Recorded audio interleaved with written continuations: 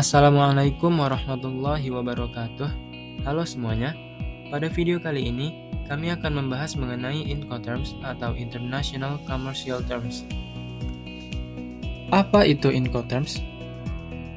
Incoterms atau International Commercial Terms adalah seperangkat aturan yang dirancang oleh ICC atau International Chamber of Commerce untuk mengatur kewajiban, risiko, dan biaya yang harus ditanggung oleh masing-masing penjual dan pembeli dalam pergerakan barang untuk perdagangan. Aturan-aturan ini dibentuk untuk digunakan sebagai bagian dari semua perjanjian pembeli dan penjual, serta menambah kejelasan dan pemahaman antara kedua pihak dalam perjanjian tersebut sehingga tidak terjadi miskomunikasi. Jenis-jenis Incoterms: EX, WX, Work. Jika di dalam kontrak tersebut ada keterangan EXW, maka penjual menyiapkan barang untuk diambil di tempatnya, seperti gudang pabrik pada tanggal yang disepakati.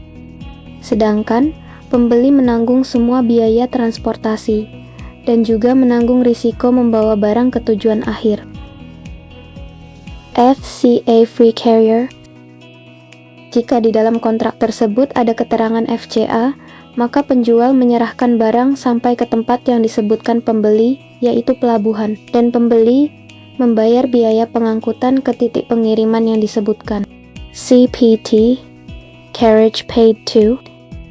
Jika di dalam kontrak terdapat tulisan CPT, penjual membayar biaya pengangkutan dan resiko beralih kepada pembeli pada saat penyerahan barang kepada pengangkut pertama di tempat impor. CIP Carriage and Insurance Paid To. Jika di dalam kontrak terdapat tulisan CIP, penjual membayar biaya pengangkutan dan asuransi ke titik tujuan yang disebutkan. DAT Delivered at Terminal. Jika pada kontrak terdapat tulisan DAT, maka penjual membayar biaya pengangkutan ke terminal, kecuali biaya yang berkaitan dengan perizinan impor, dan menanggung semua risiko sampai barang dibongkar di terminal. DAP Delivered at Place. Jika pada kontrak tertulis DAP, penjual membayar biaya pengangkutan ke tempat yang disebutkan, kecuali biaya yang berkaitan dengan perizinan impor, dan menanggung semua risiko sebelum barang siap dibongkar oleh pembeli. DDP, Delivered Duty Paid. Jika pada kontrak tertulis DDP, penjual bertanggung jawab untuk mengantarkan barang ke tempat yang disebutkan di negara pembeli, dan menanggung semua biaya untuk membawa barang ke tujuan, termasuk bea masuk dan pajak. FAS Free Alongside Ship.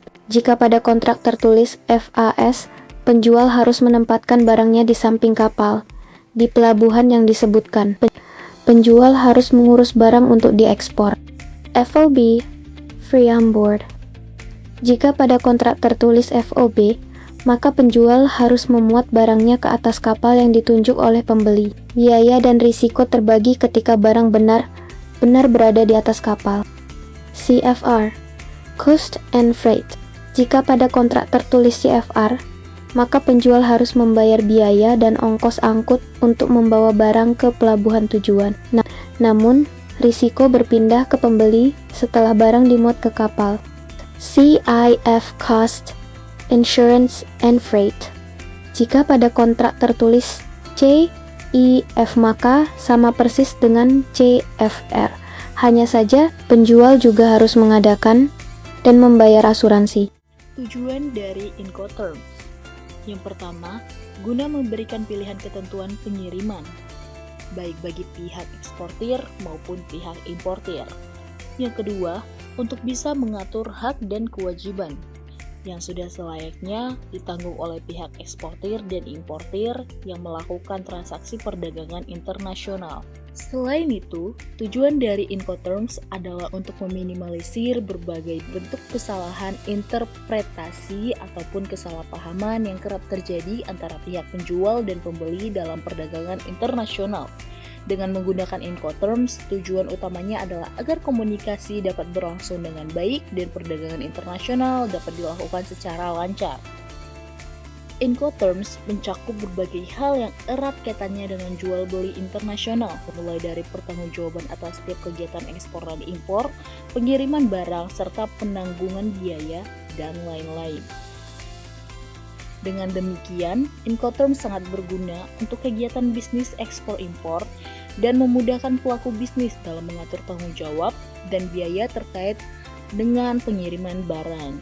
Di luar itu semua, istilah yang termuat dalam Incoterms juga akan berdampak pada pembukuan bisnis. Dengan menggunakan istilah yang ada pada Incoterms, maka laporan pun akan menjadi lebih mudah dibaca dan juga dipahami.